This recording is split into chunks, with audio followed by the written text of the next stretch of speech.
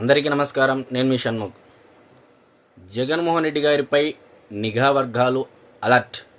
మరి ఎందుకు ఈ విషయం గురించి మనం ఈ వీడియోలో విశ్లేషించుకునేటువంటి ప్రయత్నం చేస్తున్నామంటే 2012లో జగన్మోహన్ రెడ్డి గారు హైకోర్టులో ఒక పిటిషన్ వేయడం జరిగింది.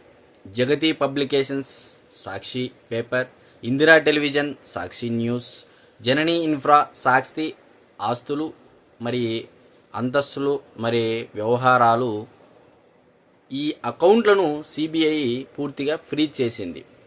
మరి 2013లో జగన్మోహన్ రెడ్డి గారు హైకోర్టులో అంటే తెలంగాణ హైకోర్టులో ఒక పిటిషన్ వేయడం జరిగింది. ఏమని, మేము మా సాక్షి యాజమాన్యం తరపున మరి ఉద్యోగుల జీతభత్యాల కోసం 19 కలెక్షన్ అకౌంటు 5 పేమెంట్ అకౌంట్లకు ఫ్రీజ్ చేయాల్సిందిగా అంటే ఫ్రీజ్ నుంచి విడుదల చేయాల్సిందిగా ఆనాడు హైకోర్టు న్యాయమూర్తి గారికి ముందర బెంచ్ ముందుకు రావడం జరిగింది, ఇవ్వడం జరిగింది.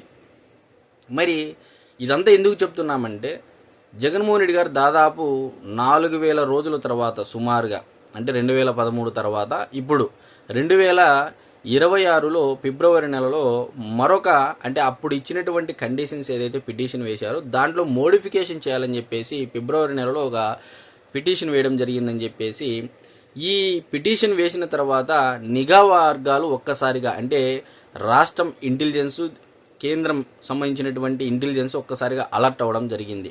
మరి ఎందుకు ఇదంతా అలర్ట్ అవుతుంది, దీంట్లో ఇంత ఏముంది అని చెప్పేసి మీ అందరికీ ఒక ప్రశ్న మొదలవచ్చు. అక్కడికే వస్తున్నాను.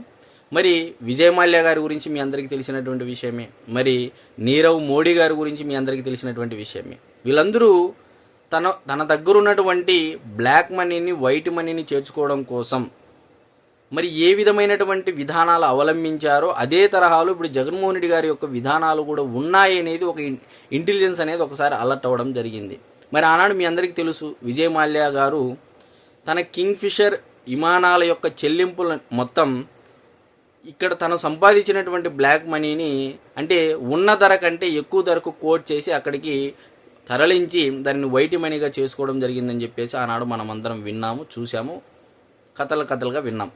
అయితే మరి ఇప్పుడు జగన్మోహన్ రెడ్డి గారు కూడా మామూలుగా దేనికోసం ఇదంతా చెప్తున్నామంటే దుబాయ్లో న్యూస్ ప్రింట్ అంటే మామూలుగా ఈ సాక్షి పేపర్కి సంబంధించినటువంటి పేపర్ కొనడం కోసము దుబాయ్ నుంచి మేము పేపర్ కొనాలనుకుంటున్నాము, మరి ఇంత కోర్టు అని చెప్పేసి తెలంగాణలో ఉన్నటువంటి హైకోర్టుకు అంటే 2013లో వేసినటువంటి పిటిషన్కి మోడిఫికేషన్ చేస్తూ మరొక పిటిషన్ వేయడం జరిగింది.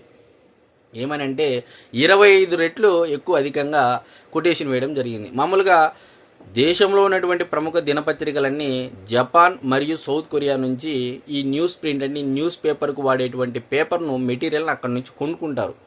మరి విచిత్రంగా ఇప్పుడు ఒక్క సాక్షి పేపర్ మాత్రమే దుబాయ్ నుంచి కొనుక్కోవడం అంటే వాళ్ళు దుబాయ్ నుంచి మేము కొనుక్కుంటామని చెప్పేసి ఒక పిటిషన్ వేయడం జరిగింది. దాంట్లో 25 టైమ్స్ అంటే జపాన్లో దొరికేటువంటి ధర కంటే 25 టైమ్స్ అధికంగా దుబాయ్లో ఉండేటువంటి కంపెనీకి కోట్ చేయడం జరిగింది.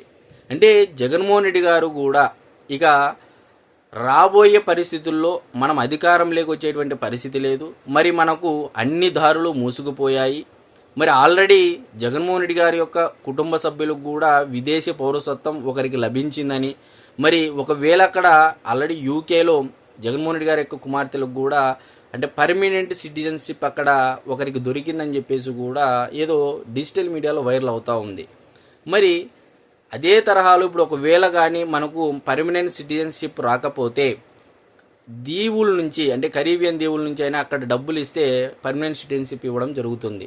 మరి ఆ తరహాలో కూడా ప్రయత్నాలు ముమ్మరం చేశారని చెప్పేసి మరి అదేవిధంగా ఇప్పుడు మీరు ప్రధానంగా గమనించినట్లయితే ఈ జపాన్ సౌత్ కొరియా కంటే ఇప్పుడు దుబాయ్కి కేటాయించడం జరిగింది.